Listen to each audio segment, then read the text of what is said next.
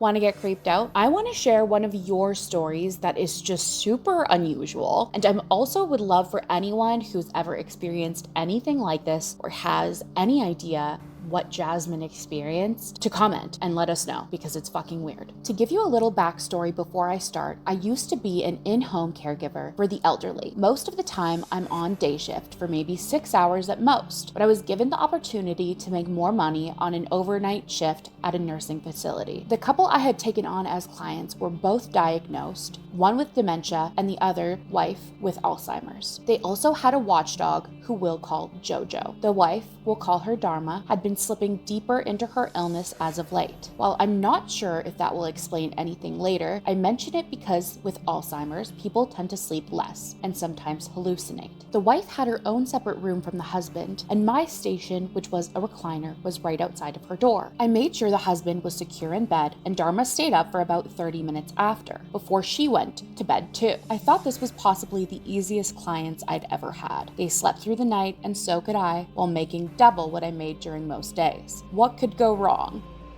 Now, there are times when I fall asleep and I have no idea that I'm in a dream because it feels so real. This time was different. While I didn't realize that I'd fallen asleep, I have to mention that I was sitting upright normally in the recliner chair. The dream started off in a log cabin. I didn't recognize the people, but they felt like friends of mine. I was just mingling and talking here and there when I felt someone staring at me. I turned to see a man with white silky hair slicked back, but it flowed as if it belonged to the sky or something. It was cloud-like. It was so memorable and striking. The man smiled, and I felt so much peace and happiness. His smile felt like going to your grandparents for Christmas. He walked up to me, and I noticed that dangling around his neck was a sort of old-style camera. Think vintage Canon. "I would like to show you something. Are you interested?" he said. I didn't speak, only nodded. I didn't feel one bad emotion or even caution because he just felt so benign. That feeling is so memorable because I don't know anyone who I could describe as so totally benign that you could feel it. He seemed so happy that I said yes, almost like when you feel you won't fit into a group, but then they all embrace you. But with him, it was like he wanted so badly to show me in particular. "I want to show you what I can do." And confirming my previous statement, the way he said "you" made me feel like I was just meant to see this. On a side note, it might sound far-fetched, but I almost feel like this was supposed to be a secret. I felt like he didn't want me to tell the people there what I saw. I would be happy to see. At this point, I still had no idea that this was a dream. I felt new, as if there was no past to my existence. I had the feeling of solid ground under my feet. I could smell the cookout that was happening outside of the house we were all in. I could feel the room's temperature, but also knew that outside was a little chilly. You know how old log cabins aren't really insulated well. You won't be freezing inside, but you can still kind of feel the cold from outside. So in saying that, you can see why I didn't feel like I was dreaming. The man smiled very warmly, and I could see his fingers begin to move from memory. It was, I'll say, rhythmic, as his fingers moved to touch certain places on this camera. It wasn't buttons that he was pushing, but just certain places on the camera that he knew before looking down at the lens of the camera. I thought, how am I supposed to see pictures through the front lens? Like any normal person would think if someone had a camera around their neck. He didn't flip it around, so I just went with it and looked down into the lens. I was thinking that maybe he'd flip it or maybe he'll just turn it around, but the moment I looked into the lens, I realized that I would have been dead wrong, the most incorrect person on earth.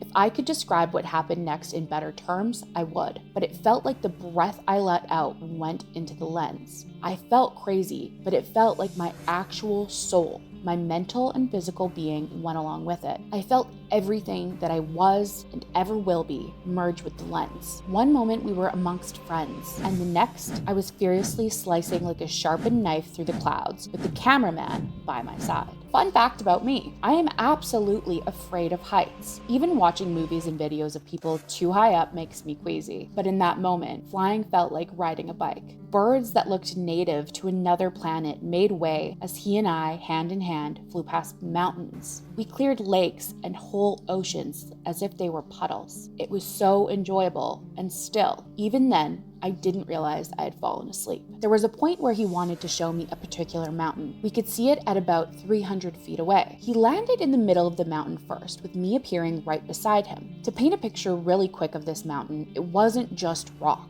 It was carved into and kind of reminded me of the Lincoln Monument pillars. These were a little smaller though and looked less man-made, almost like a dwelling. Until this moment, I'd felt nothing but euphoria. Now, in front of us stood a boy in a red shirt and plain jeans. He didn't look physically intimidating at all. He was very thin, had dark circles under his eyes, and a simple hairstyle. I'm 5'1" in real life, and he and I were the same height. But when I looked into his eyes, the world I was in darkened. I felt fear, but also confusion, because what was this little scrawny thing going to do against the both of us? Also, did the dude live here? Why did we come here? Or were we followed? But that confusion went away once I turned and saw the look on the cameraman's face. It was like we shared a conscious, the same heartbeat and movements. It was time to go. It wasn't as if he were afraid, but more like, that's not what I want to show you right now. And I want you to have a good time, and this dude is kind of weird.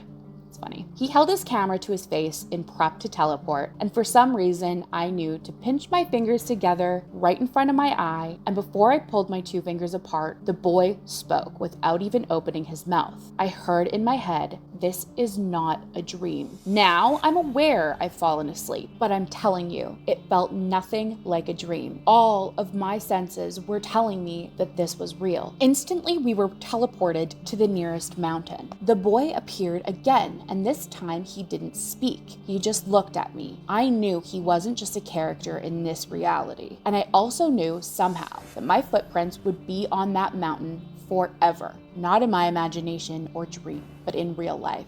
Again, we teleported and the feelings were positive again. We soared, laughed, visited worlds I can't explain. They were so intricate and seriously just stunning. And then we were back amongst the friends we'd left in what felt like centuries ago. But when I got back, everyone was in the same general spot together. The cameraman wasn't by my side anymore. When I looked for him, he sat on a picnic table. Weird, but since it was a dream, it was inside of the house. He smiled. His finger rested on his lips, and then he turned to look towards the window. I now realized that the blinds covering the window seemed familiar because they matched my client Dharma's. I myself am used to weird dreams. I try and interpret them, and even when I'm stumped, I figure them out later down the road, but this is the one and only dream that I can't figure out. I heard an angry and urgent voice. I was once amongst friends, and now I realized I'd fallen asleep and was awoken to reality. It was like the atmosphere was made of water. The way I slowly tried to get in an upright position, confused, because I wasn't like this when I first sat down. My legs were now at the top of the recliner where I slept. I hear the angry and urgent voice again, and now I realize that I might have messed all the way up. Is there someone in my client's house and I just slept? Who do you think you are? I hear. I inch closer into an upright position, but still not straight. You think you can just walk into people's houses and take pictures? Hold on, what now? I felt like I was tingling all over, and now I just couldn't move.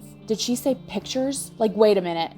Dharma barged out and met me with urgent confusion, anger, and fear. As I mentioned before, Dharma had Alzheimer's, but she was obviously in her right mind at that moment. There was a man in my room. She waited for a response that I just couldn't give. I was frozen.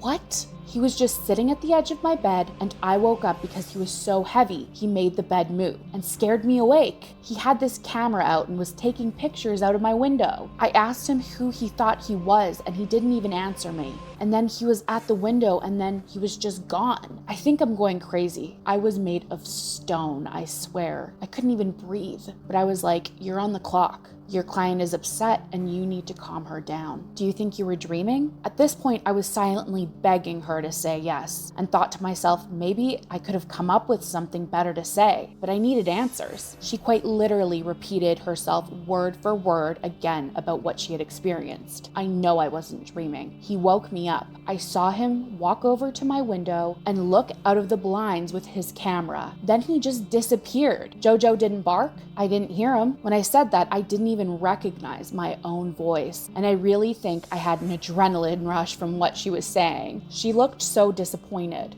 I think I'm going crazy, she said it again. I think to convince herself and also calm her nerves. I just need to get back to bed. Are you sure you didn't see anyone? Now it was her turn to plead. Please don't think I'm crazy like I do. I had a glimpse of the cameraman in my head. No, I didn't see anyone. And maybe that's the person I wasn't supposed to talk to about this. I mean, honestly, I don't think telling her I had a dream of the same man would make her any less confused or scared. I also didn't ask her what the man looked like because I knew exactly who she was talking about. She walked back into her room grumbling while I just stared. Like, how did this happen? I looked at the time, 4:37 in the morning. There was no going back to sleep after that. And to this day, I can't understand or even know what to make of this experience. Was it a dream? Was he a ghost? One thing I can say for sure is that I 100% believe that the cameraman is real, and I honestly wish I could go fly with him again. What do you guys think of that story? Have you guys ever heard of something like this? Have you guys ever heard of the cameraman? Has anyone ever had like any experiences like this? It's so strange that she had that dream and then her client woke up and saw the man in her bedroom. Anyways, that's it for this one. See you next time.